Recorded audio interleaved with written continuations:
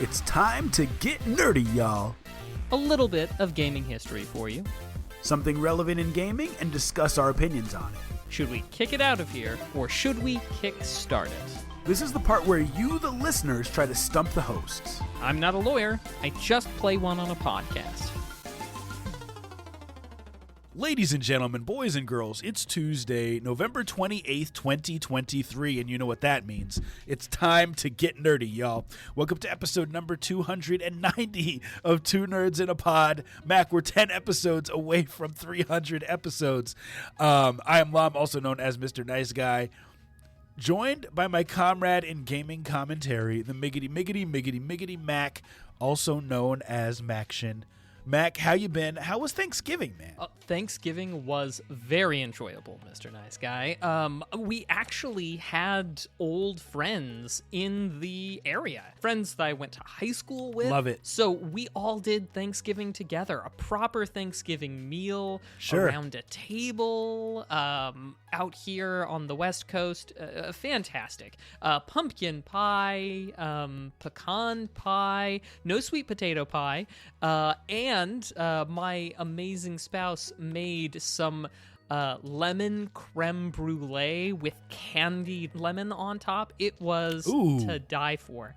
I feel a little bit bad, though, because we were invited. We brought way too much food. We overdid it. And then, of course, you know, I feel bad because I almost feel like especially the creme brulee desserts. A lot of people went for that and didn't go for the pumpkin pie and such. And so I feel kind of like we were upstaging a bit, maybe, but hopefully it was not received that way. Hopefully this is just one of those silly things that your brain tells you, and you just have to be, shush up, brain. We did everything okay. It's fine. Anyway, a glorious Thanksgiving. Speaking of desserts, before I talk about my Thanksgiving, one of the funniest stories that you've ever told me, and I think about this every single time that I eat cobbler, like not like peach cobbler, like pie, but like cobbler, like Dutch oven cobbler. Do you know the story I'm thinking of? I do, but I want to hear you say it. So I just remember you telling me, and I don't know if it was a friend or if it was a family member, but you went camping. You had all the stuff for this awesome cobbler, right? You had, you know, your butter. You know, you had your filling. I don't know what flavor it was. You had your cake mix. You had some 7-Up or some ginger ale to pour on top. Like, you had everything. Maybe you even had nuts. And you said to your friend, you know, do you want to make the cobbler? Or they volunteered to make the cobbler. That detail I don't remember. But you had a conversation. You said, you've done this before, right? You know how to make a cobbler, right? And they said, of course I know how to make cobbler. It's not rocket science. And I'm exaggerating, but the conversation went that way. And you went and did something, and they made the cobbler, and you came back, and they had poured everything in the Dutch oven, and they were stirring it up together. That was a doozy of a dessert. Did I tell the story right? Did I do it justice? Oh, you absolutely did it justice, Mr. Nice Guy. That is almost exactly, that's all the important beats, and never again do I let anybody else make my cobbler. Yeah, that's not how you make a cobbler. But anyway, my Thanksgiving was really good. We did smoke some meat. We smoked turkey. We went with turkey breast this year, which is not what we traditionally do. We typically go with a full turkey, but we wanted to try turkey breast. I think that is one of the best parts of the turkey. It was fantastic. And we did ham, and then my wife made a bunch of pies, and it was phenomenal. And I think we all ate too much, and we still have leftovers. After we get done podcasting, I may go upstairs and have a leftover piece of pie, because we had that many pies in the Galuka household. And more importantly, we spent time with family, and it was really good. And Mac, we have so much to be thankful for, including this awesome podcast. And I say we do what we do best and talk about one of our favorite hobbies and hop right up in that gaming news, my friend. What do you think about that? Absolutely. Mr. Nice Guy, tell me, what is new in video gaming? So much. And thank you, everyone, for tuning in here live and after the fact to episode 290 of Two Nerds in a Pod, nerdiest video game podcast in the galaxy. Mac, I don't know if you knew this, but Bethesda is responding to negative reviews of Starfield on Steam. This is on IGN.com, written by Wesley Yin Poole. Bethesda has taken the unusual step for a AAA video game maker of responding to negative reviews of Starfield on Steam. As spotted by Project Zomboid developer Andy Hodgetts and flagged in a tweet, representatives of the Microsoft-owned company have been replying to negative reviews on Valve's platform since early November amid Starfield's mixed user review rating of 69%. Here's one of the reviews. I'm going to read part of it, and then I'm going to read part of their response. And then I'd love to get your thoughts on this method from a game developer of responding to reviews. Here's what the user wrote. Boring and overrated. There is a wide universe to explore filled mostly with empty planets. I understand they have to do that to sell you on the idea that this is a whole universe, but that doesn't make the game more fun. You can land on any planet and explore the copy-pasted locations. You'll see the exact same locations from one end of the universe to another and everywhere in between. A hodgepodge of messy slapped-together mechanics, bloated skill trees, exploring, crafting, base building, and RPG and FPS, a space opera. Starfield doesn't know what it wants to be. As wide as the ocean and as deep as a puddle, you can explore everywhere, but why would you want to?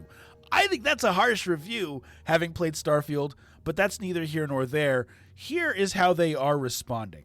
And the response came from someone named Bethesda_Kraken, who signed off their post as coming from Bethesda customer support. Here's what they wrote, Mac. Greetings. Thank you for taking the time to leave a review for Starfield.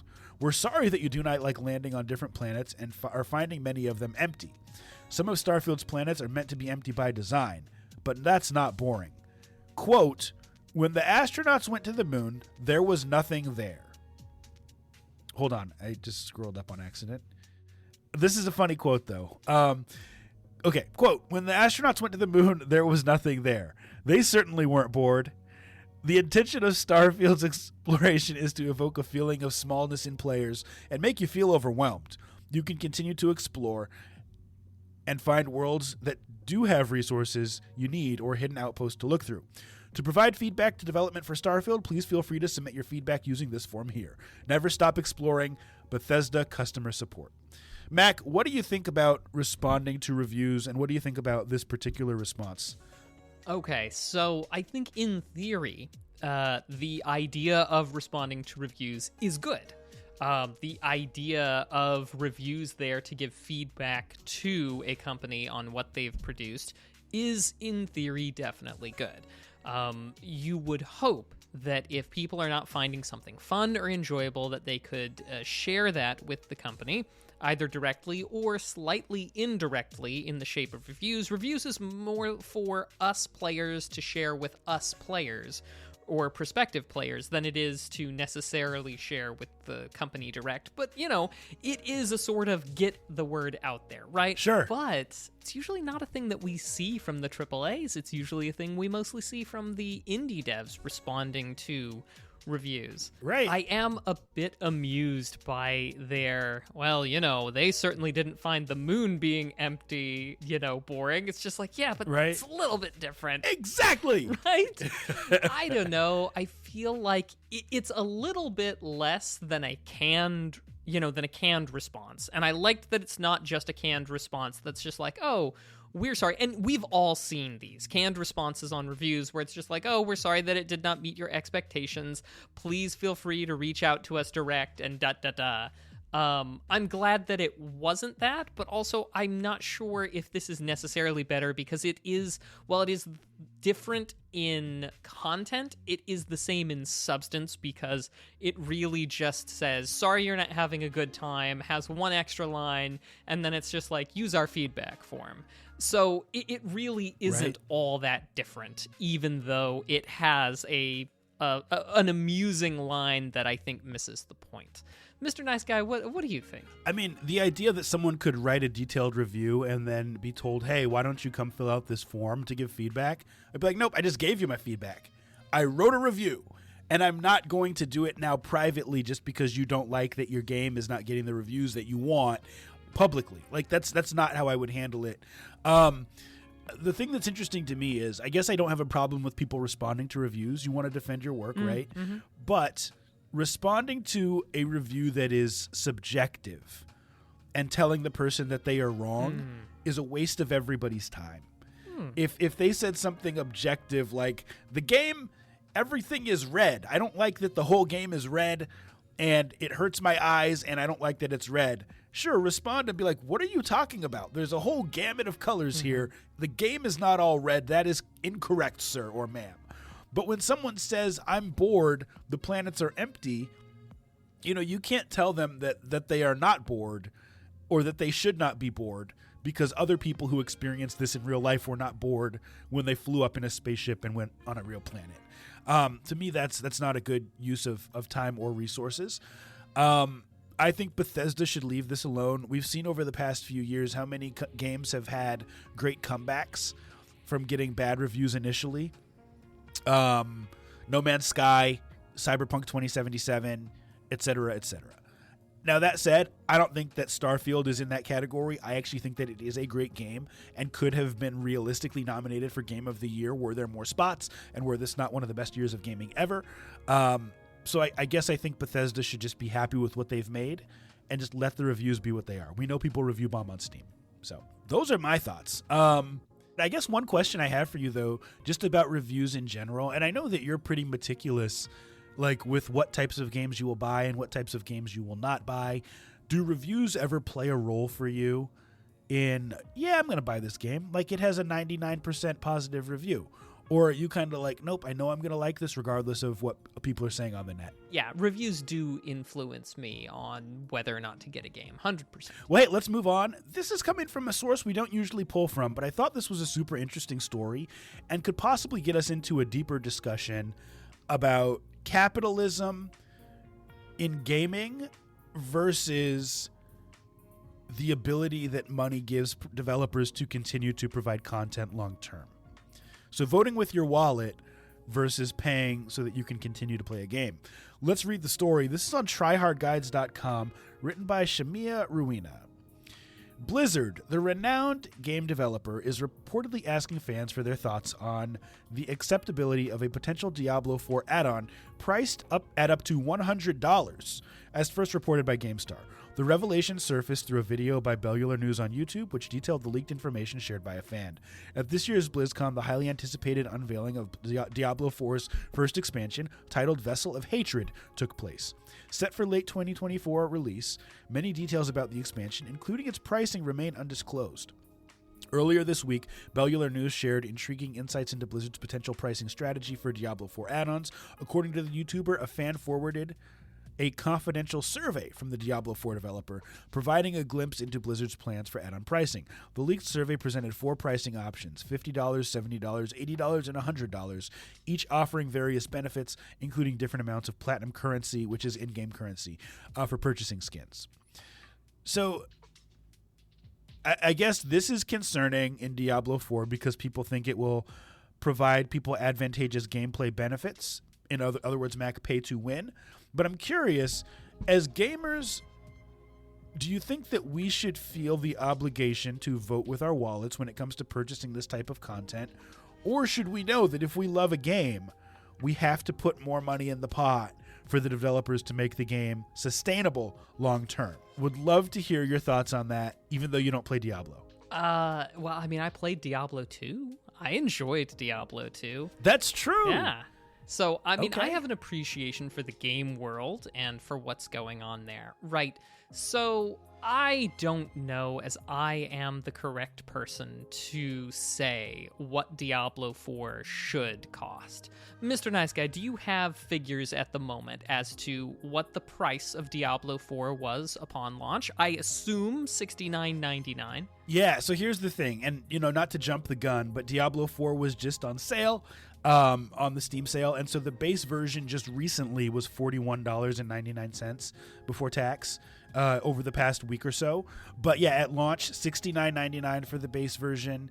I believe there was a version that cost $10 more that was like a mid-tier, and then there was an ultimate edition that was $99.99 that gave you some perks and game perks and things like that.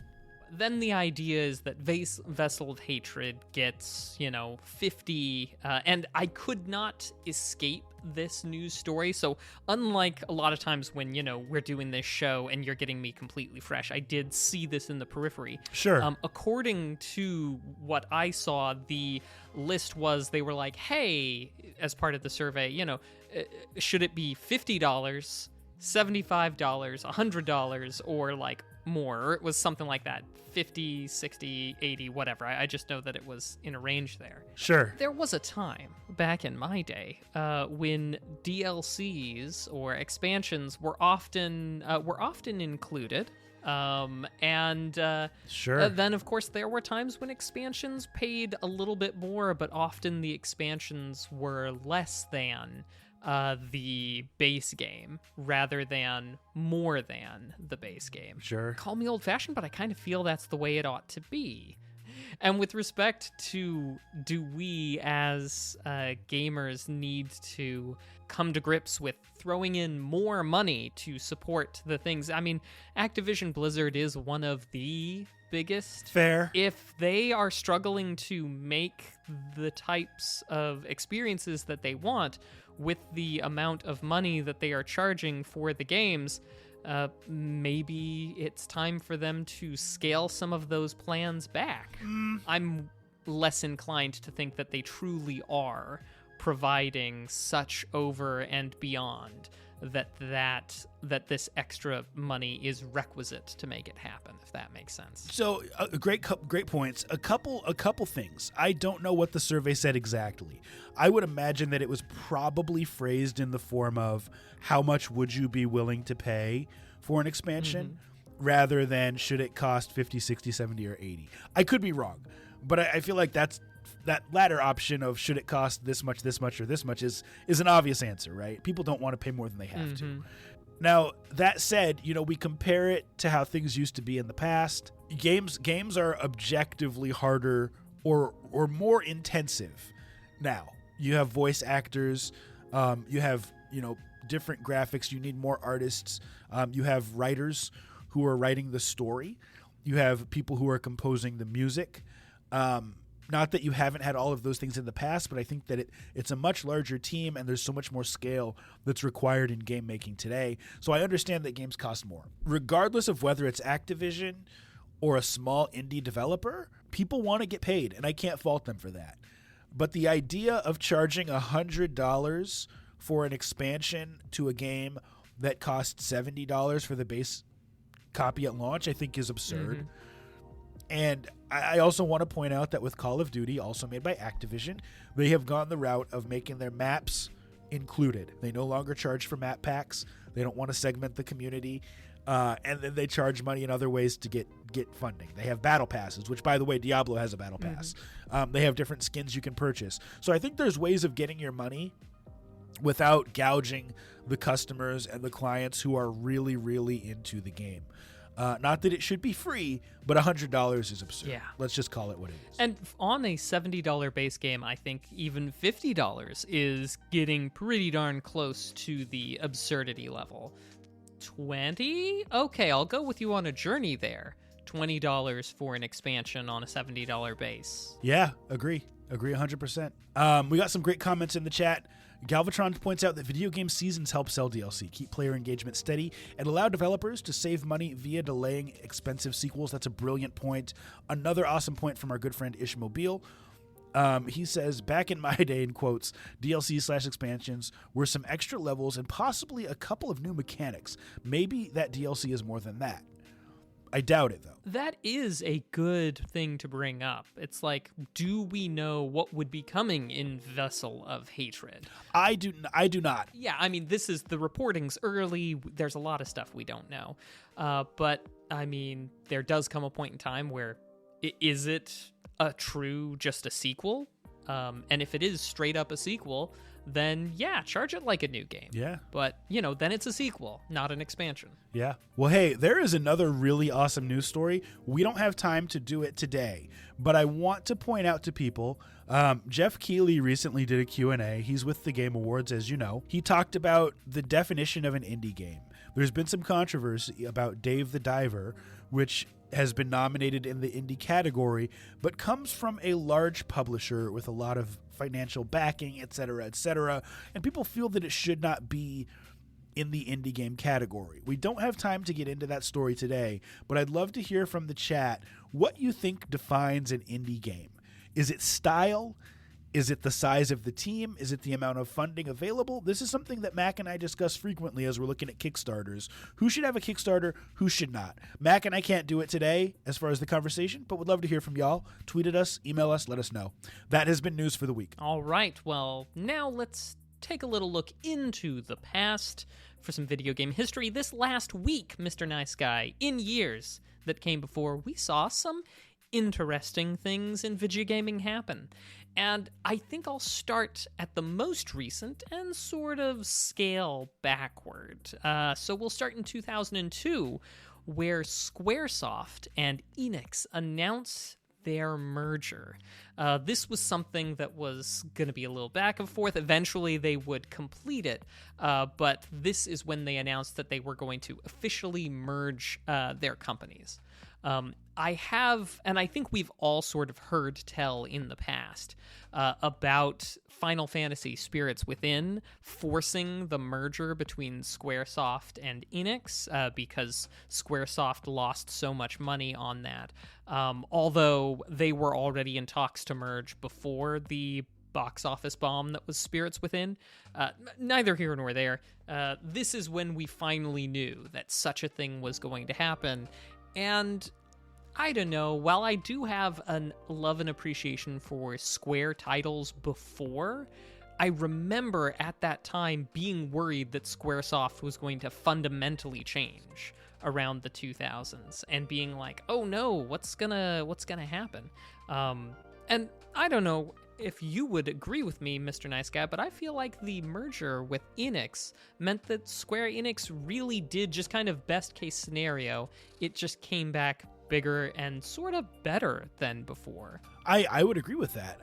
You look at some of the stuff that they've come out with since then. I would agree with you 100%. Doesn't always happen, but in this case, definitely did. Well, let's step back a few more years, Mr. Nice Guy, to 1998. Good year. This was the launch of the Game Boy Color.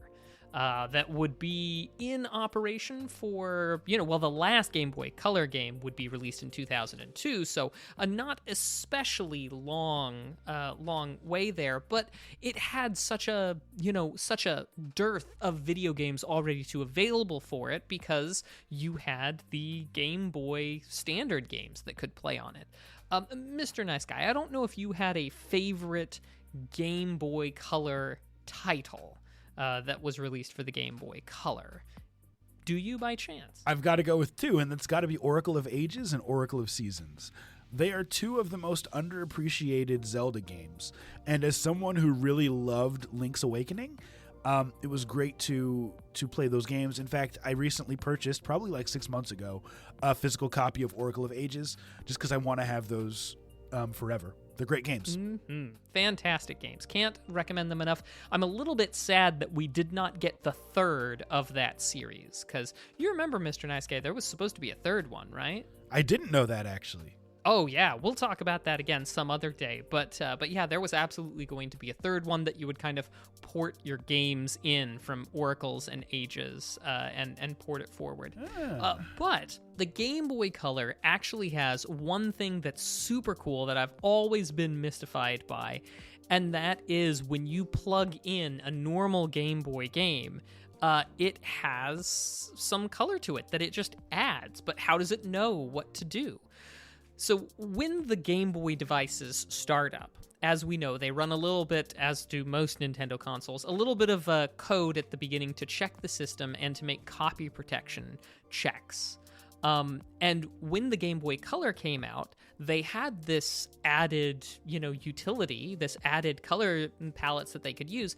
And so they added a color palette option so that you could pick one out at the first screen that comes up, that Nintendo screen, via game presses, something I had no idea about.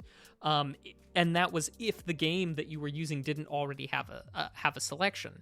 But they also included instructions that for 94 original Game Boy games that they went through, and they were like, okay, this color palette works best on game A, B, C, and so on and so forth. And it would specifically call up those palettes for it. But yeah, so they went through and they chose some.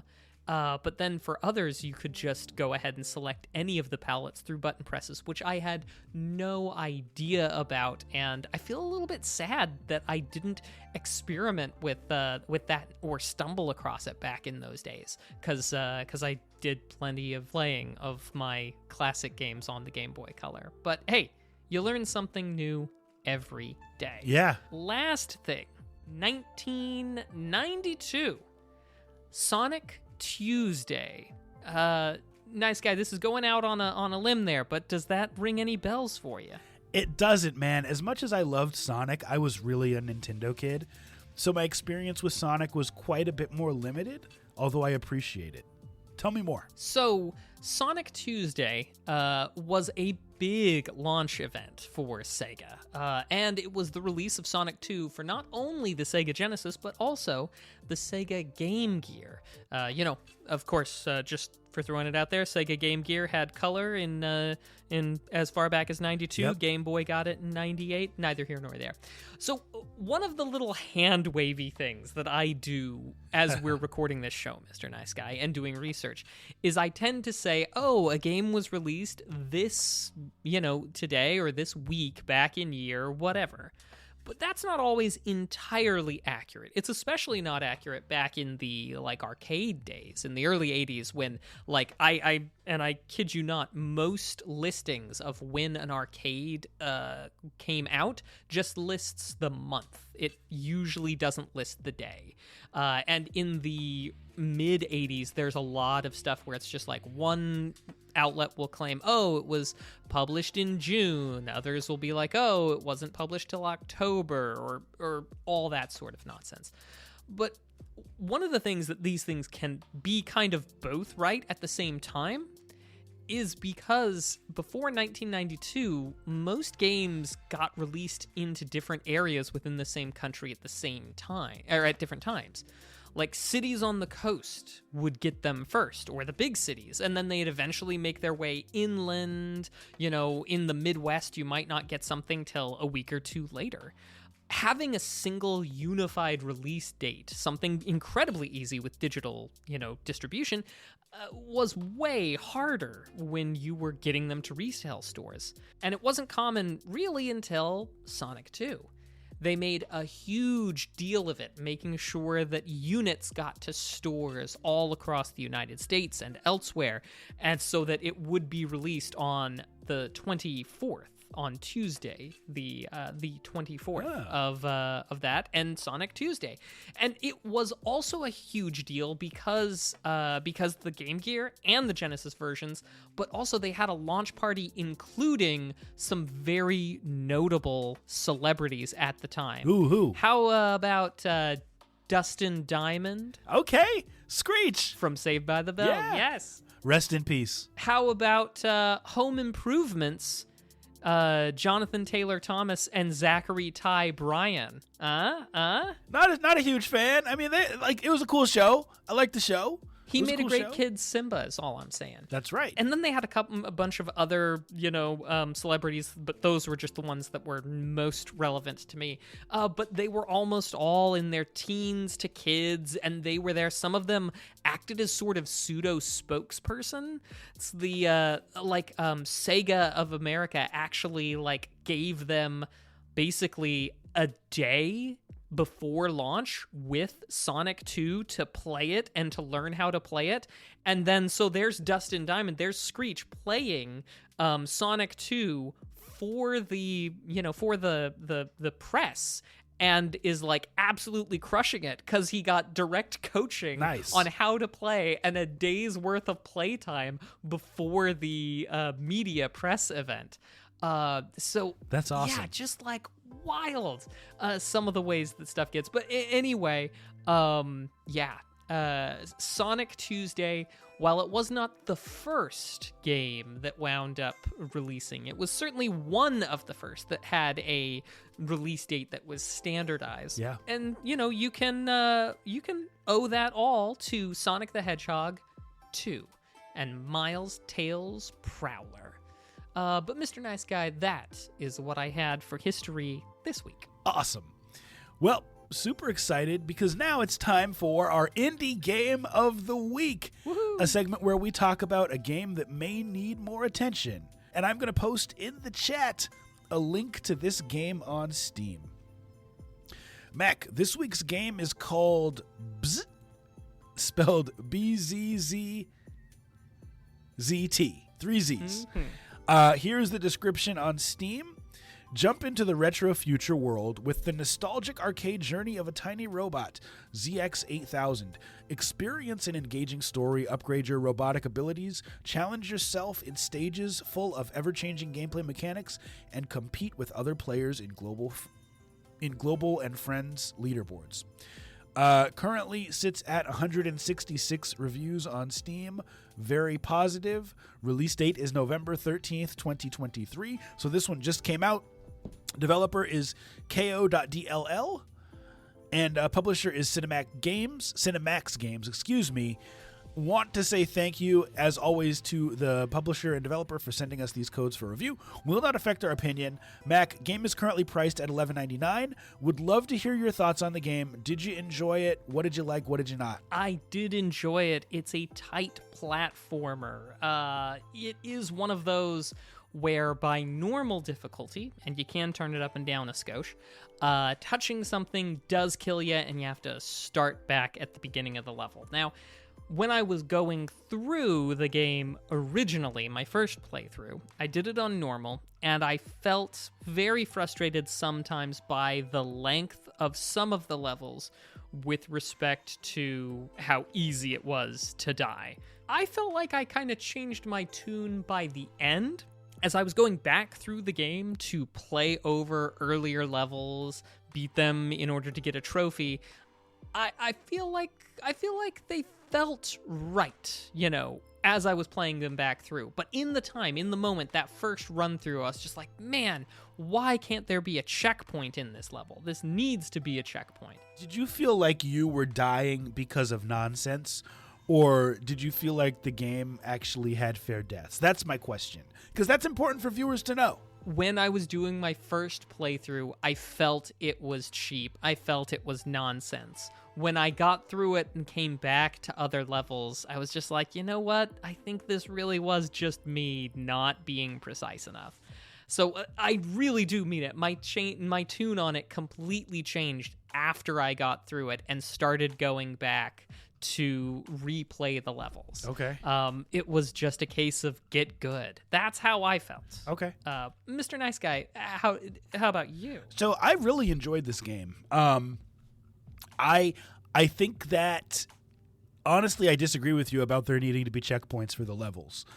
Because when you look at the projected finish time for each level, there's some that are 20 seconds, there's some that are like a minute, and there's a lot that are like 40 to 30 seconds. Oh, yeah. And so the idea of being able to go through a level in 30 seconds means that for 30 seconds or 40 seconds, you just have to be dialed in. And there's going to be a lot of trial and error, and it's going to be frustrating. But it's not like it's a 5-minute level. It's not like Celeste, where you beat a couple screens and then there's a checkpoint because the level keeps going. It's like this is one quick level, you get it done, and you keep going. I thought the controls were tight. I thought the upgrades were cool. And it made me think about how far we've come in gaming, because there's a lot of little details in terms of the art design that made this game look good. Little things in the background that are spinning, bright, vibrant colors, little details that just made it cool. And I believe that the majority of this game, minus some things like the music, was made by one person. Obviously, the music and some other little things were helped, but he did a lot of this on his own. So to me, that made it even more fun. Mac, what did you think about the idea of leaderboards? Like, to you, is this a speed running game, or is this like, oh hey, I got 2 minutes, I can run through one of these levels, or is this something that benefits from showing people how others are doing globally? Well, it's nice to know that my scores are better than your scores. Oh, stop it. Obviously, it is a game that prioritizes quick movement and precision. Yeah. And because it has baked into it trophies for completing a game or a level perfectly, which inside of this game meant collecting all of the collectibles, the golden bolts, as well as getting to the exit within, under a certain amount of time, and then it gave you points based on that. Because it has that sort of mini reward baked in, I think the addition of the leaderboard, not crazy. It seemed like a natural evolution of the game's base reward mechanics in the first place to add that on. Now, only one of my friends was on the leaderboard with me, and on the one side it shows you leaderboard totals across the whole game, and then it shows you, your friends in a few slots as well. I liked being able to see how my friends were doing as opposed to, or friend, I've only got one. That has the game. Oh yeah, good distinction, Mr. Nice Guy. As opposed to the whole how everybody was doing.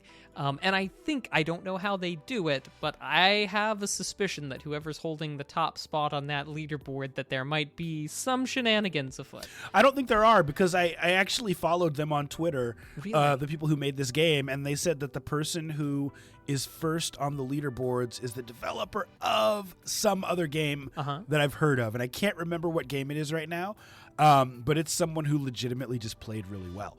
I will say, to defend my score, there was one point where I was kicking your butt. Like, I had so many more points than you, and I was like, I'm done, I'm putting the game down, and then Mac came back and was like, I'm not done, I'm not putting the game down, and like passed my score up. So I think that adds like another level of replayability, which I almost feel like in some ways it's artificial replayability, because at some point people are going to have to ask themselves, like, is this legitimately fun to keep adding to my score, or is it just my competitive nature that's making me want to keep playing this game? Now, that said, the game is super fun, and I personally could recommend this game. I think it's absolutely worth $11.99, and the thing that I like about it is its tight controls. The story is whatever. Like, you're a robot, there's some bad people, blah, blah, blah. It was challenging enough that I was having a good time without wanting to pull out my hair, right? And it has a lot of charm. It's a nice indie game, especially if you have a Steam Deck. You could pick this up and play for 5 or 10 minutes and put it down without having to feel like you're missing out on something. So I liked that. Yeah. Mac, what are your final thoughts on this game? Price point good? Would you recommend this? What else do you think? Recommend it. Price point fantastic for $11, and yeah, it didn't even get installed on my desktop because why would I? It's perfect for my Steam Deck. And yeah, I went through. I played the story mode, got to the end, thought it was great, and then went back and grabbed those trophies. A couple of hours to beat it, and then the rest of it to perfect it. Yeah. And it is doable. If Mac can pull it off, anybody can. But that nightmare mode, 7 deaths to complete the entire all the levels on. That's a trophy I'm not getting. That's an achievement that's not coming my way. Yeah, forget that. Yeah. I will say one last thing is you get upgrades as you go throughout the game, and it's kind of cool. Once you've played through and you have all those upgrades, you can go back and some of them help you do the previous levels faster. Oh, yeah. Right? So you can upgrade. You have double jump. You can sprint. Like, it makes it so you get more replayability and improve your score just by having played through the game. Yes, so indeed. I recommend this. Shout out to the developer for hooking us up. If I have just one last thing, I would love it if there was checkpoints to refill your lives after the mini bosses in the nightmare mode, but hey, that's just because I need to get good. Anyway, thanks so much. I loved it. Much appreciated for Bzzzt. Indie Game of the Week. Thank you so much. Well, now we turn to a crowdfunding project that's trying to get off the ground. We call this Kick or Kick Start. I'll post a link in the chat. Mr. Nice Guy will be seeing this for the first time, and we will talk about the virtues, the vices, and whether it should be kick-started or kicked out of here. And yes, I wish nightmare mode wasn't so nightmarish. Yeah, that is me. All right, so what is this? This is for a physical book. It's called Gameboy Color. Now, you may have seen a previous game book that was done earlier this year was it later last year? Anyway, that was done not that long ago on Kickstarter as a compilation, a companion, unofficial as it was, for the original Game Boy. That went out reasonably well reviewed, looked good, and now he's back to focus on the Gameboy Color. And it did, of course, fit very thematically for what we were talking for video game history. It has already met its $25,000 goal in order to produce the printed hardcover books that are going out. So it's still got 15 days to go. Now, if you're looking to get these, it's a $38 minimum to get that hardcover book. And then plus however much it'll be for shipping. This is a project coming out of the UK, so you're looking at probably at least $10 to $15 shipping. And then it'll be shipping somewhere in the neighborhood of March of 2024. This project has 3 tiers. 3 reward tiers. The most interesting are the base tier, $38 minimum, and the second tier, which is $64, 50 euros. That's why, but $64. And Sure. that one includes a few extras, like, a bookmark and whatever, but that tier includes a digital copy of the book.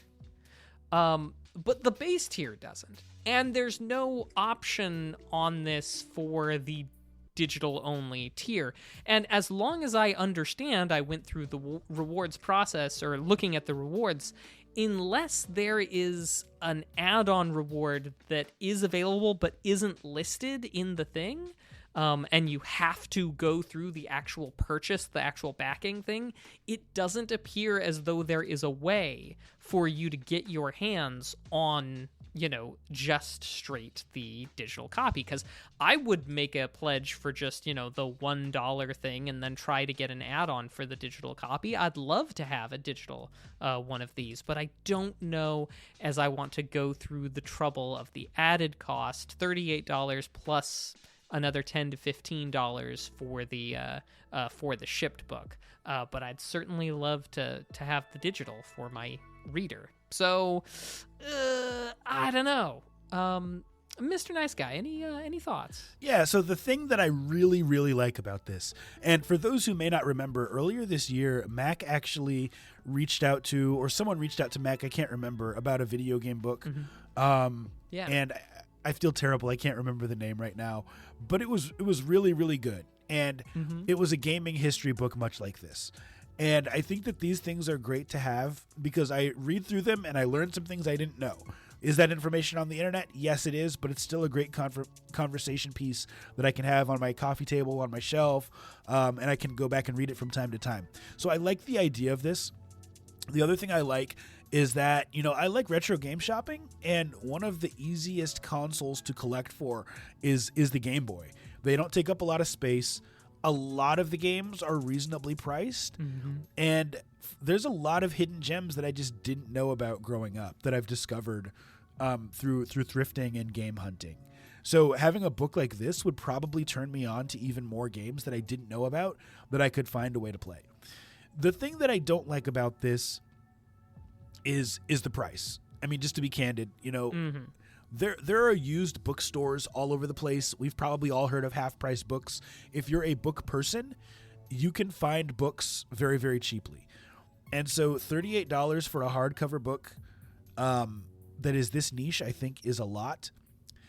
And the last thing I'll say about this, Mac, is one of the biggest challenges with Kickstarters is the intelligence level of the consumer. Because as an intelligent consumer, I can look at this and I can say $25,000, they've reached their goal. In an ideal world, they're going to make this book. There's no reason for me to purchase it now because I can wait until it's on Amazon or until it's available after the fact, and I can wait until it's at a discount. Before you reach that $25,000 pledge amount, you really feel like you're helping make the thing get made. But once it's already reached its amount, you're not really doing that anymore. And so if you're a baller on a budget, #baller on a budget, you think, well, I'm just going to wait until there's a Steam sale if it's a video game, or until this book is available at a cheaper price. And so I think that they may not see their amount go up much more, and that's unfortunate. But yeah. Well, I'm glad that it's going to be produced. I hope that it is as successful as the previous one. Seems like it's probably going to be more. One thing that is definitely really cool as an add-on is they have these little enamel pins of the Game Boy Color in all the colors that it was available for. And that's definitely a cute little thing that I'm like, man, I kind of just want to get my hands on those enamel pins. We desperately need things like this that show video games as art, not just right now, but also throughout time. I think it's a thing that needs to be seen. I'm glad it's getting produced, but I feel similarly. I think at this point I'll probably wait for later. I would definitely be all about this if there was an option for the digital copy, because I'd love to have a copy, but I'm not going to back at the $64 level just to get the digital copy that I want, and also bring a hardcover along as well. But different strokes for different folks, and it certainly has been popular with some, so more power to them, but a kick for me, just because I think we should be able to get the digital copy all by its lonesome. Yeah, I agree. And I've never seen one where the tiers are designed like this, but to each their own. I would say Kickstart as well. I think that this is almost as important a part of maintaining video game history as ROMs. The stories behind the games are so important. We think about Kirby and how that was part of Nintendo lawsuit, right? The Name of the Lawyer, and I mean, there's just different tidbits about gaming history that we get from these books that are great. So I say Kickstart. Well, as always, we wish them all luck, but that has been Kick or Kickstart. Awesome. And now it is time for Nerdflex. Woohoo! A segment where you, the viewers, try to stump the hosts, and sometimes you do, sometimes you don't. For those who are here live, you know that you have a job to do. If you'd like to, put a multiple choice gaming-related question in the chat. Mac and I will use nothing but our noggins to try to answer it. If you're feeling shy today, never fear. We have a test bank of randomized questions that we will go to. And so that's where we're going to start today, Mac, is with that test bank. Question number 1. It's a Nintendo question. Which Nintendo character was originally called Tinkle Popo? That's spelled Tinkle and then P-O-P-O, 2 separate words.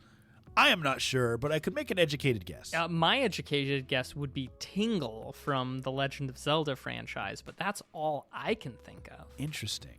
What was your educated guess? It's funny because I was talking about Kirby earlier, and for whatever reason, I would go with Kirby. I'm sure that's not the right answer. Well, but it just seems like it's kind of a cutesy name. Kirby's a cutesy character. It seems like that could be Kirby. Yeah, well, I say we both go with our respective answers and see how both of us are wrong. Since it's not multiple choice, we can split our decision, and let's flip this card and see what it is. Oh my gosh! It was Kirby! It was Kirby?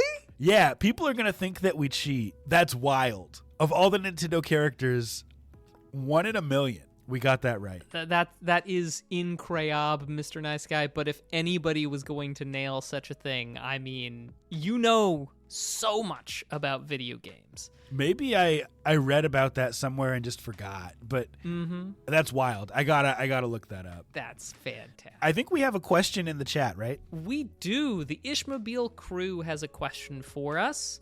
What is the name of the song Gladys sings in the credits of Portal?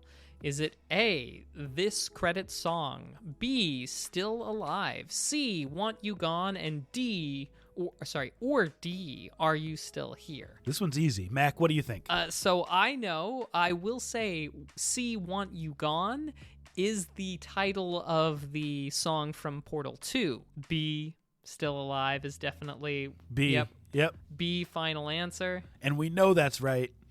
Now, fun fact, when Mac and I went to E3, we tried out a Portal game that was on, I believe it was the PlayStation, using PlayStation Move controllers. This will be some interesting... Mac, tell them about that game, because I don't think it ever came out, but it was awesome. Yeah, I think you're right. I don't think it came out, but it was Portal, but with the added thing that you could use the move controllers to resize objects in space. So like they provided you with like a block, and we stretched it out to make like a ramp that we could go up.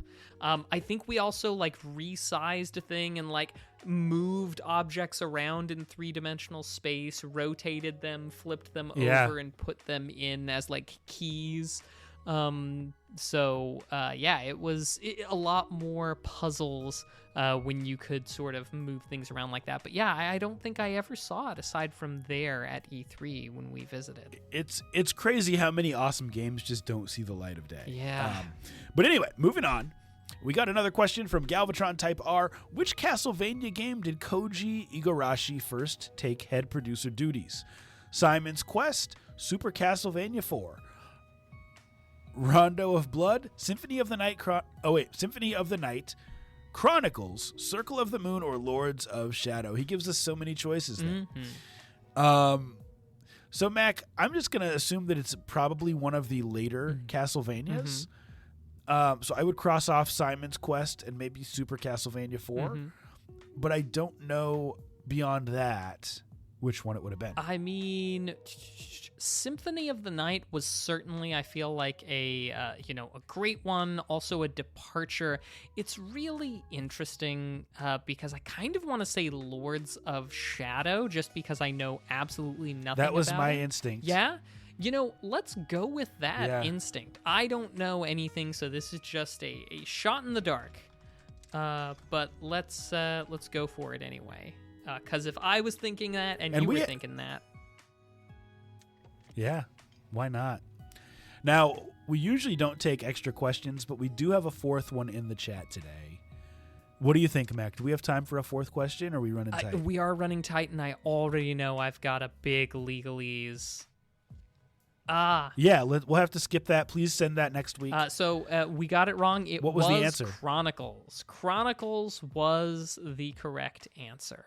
So shame on us. Although 2 out of 3, as my boy Meatloaf would say, that's not bad. That ain't bad. Hey, that has been that has been Nerdflex. Well, now we turn to a little bit of legalese. Legalese. I'm not a lawyer. I just play one here on a podcast. And you may very well have seen some news recently about a class action complaint against Take-Two for NBA 2K franchise's microtransactions.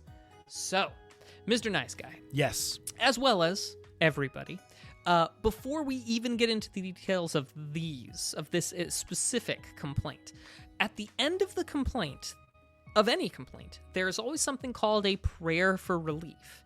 And that is where you ask the court for what you want them to do. Okay. Now, this is usually a really good way to spot a difference between a serious lawsuit and performance art, which unfortunately has been happening a lot more frequently. A lot of people filing lawsuits as basically performance art. Sure. So always skip to the end of a complaint and see what it is that they're asking a court to do. If they ask for something reasonable like money or to you to stop doing something, sounds like a reasonable thing a court could do, right? Yeah, absolutely. But if, for example, you ask for custody of your children to be determined via trial by combat with katanas, that seems unreasonable, right? Definitely unreasonable unless it's like a Japanese game show. Nope. 2020 David Ostrom in Iowa courts. So, I mean, that's performance art. Yeah. The other things read. So let's go ahead and what did these people ask for in this lawsuit against NBA 2K? Well, against Take-Two.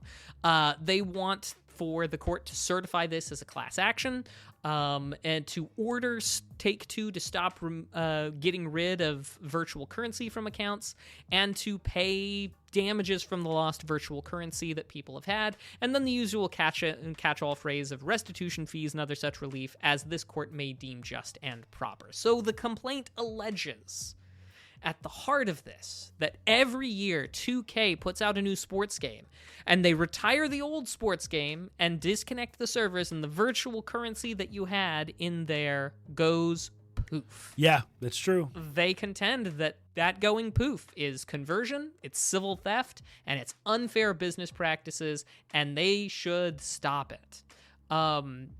So that's the heart of the complaint. There's some more details in there and everything like that going on, but that's really what it's getting at. This lawsuit is going to run into a host of issues for several reasons. So this is not going anywhere, Mr. Nice Guy. Sure. For a few reasons. Number one, the end-user license agreements on all these things contain binding individual arbitration in the EULA. Of course. That's the first thing and depending upon the jurisdiction, that'll be a full stop.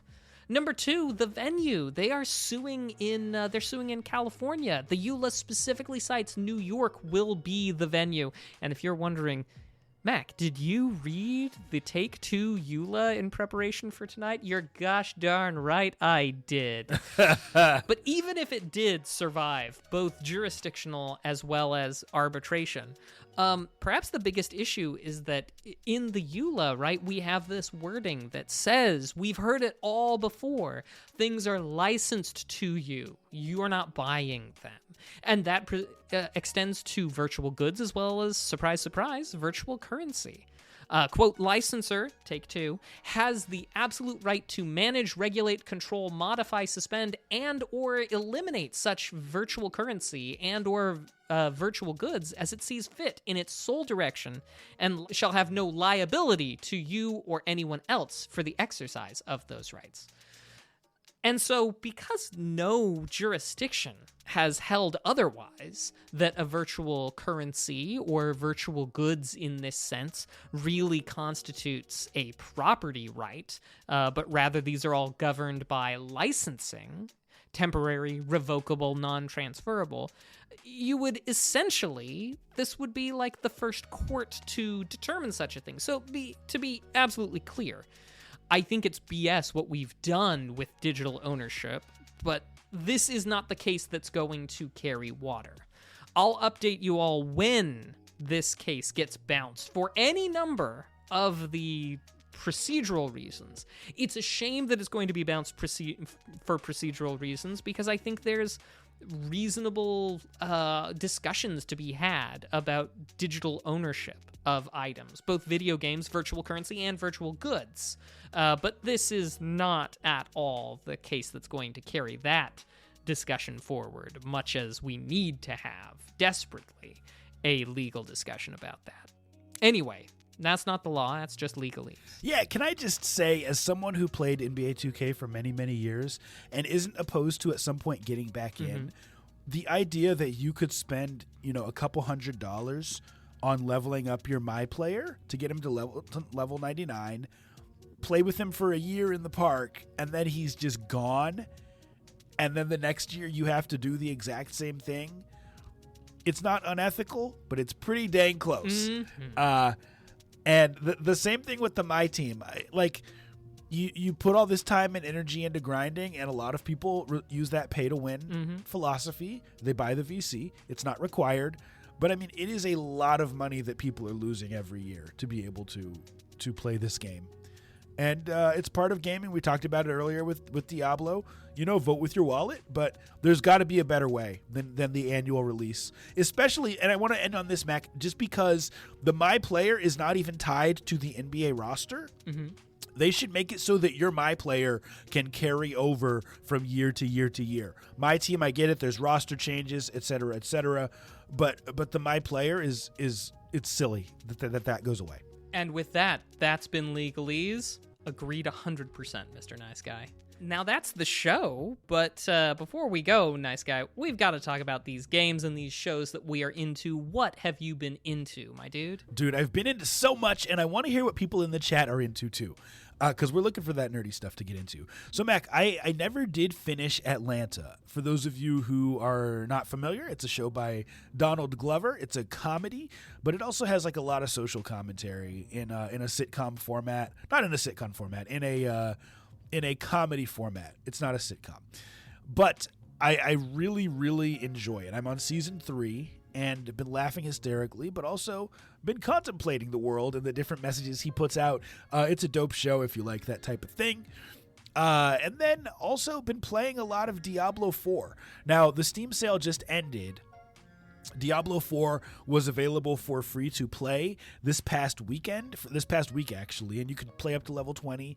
And then once you got to level 20, you could keep playing and not level, or you could buy the game, and I bought the game, and I am absolutely in love with Diablo 4. Surprised that it's not on the Game of the Year list for the Game Awards, but it is what it is.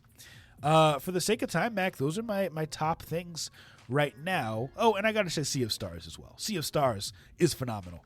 Mac, what have you been watching and playing? So for playing as frequently as I can manage it, 5th edition D&D, also GURPS, my main game.